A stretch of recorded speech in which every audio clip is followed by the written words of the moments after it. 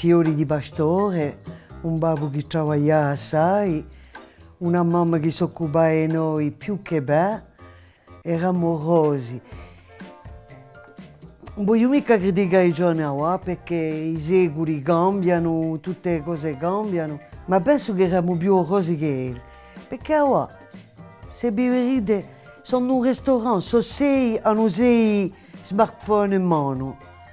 Sono messi, parlano mandandosi i messaggi. Invece che noi, le nostre mamme chiamavano forte, ora, a sera eravamo un ghiaccio tutti insieme, l'estate.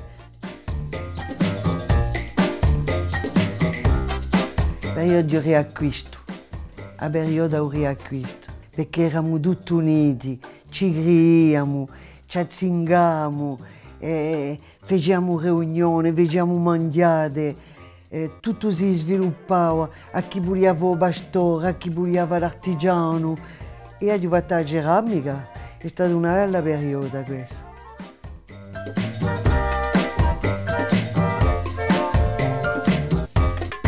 Non c'è mica veri regreti. Ciò che abbiamo conosciuto, l'abbiamo conosciuto.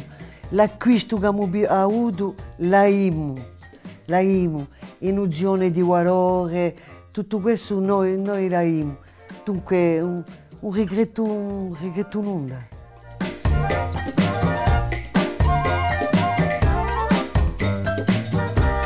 Sempre ottimisti, Io, perché sono di natura così e voglio continuare a creare chi ha avanzato, continuare a avanzare.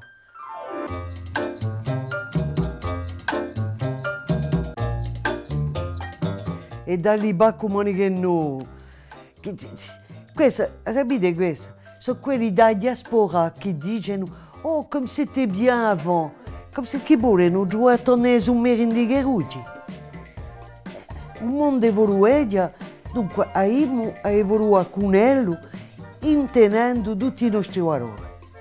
Questi ce la tengono. Tutti gli acquisti che ci hanno dato i nostri parenti, questi ce la tengono. Ma dopo ce l'hanno un sacco di secolo.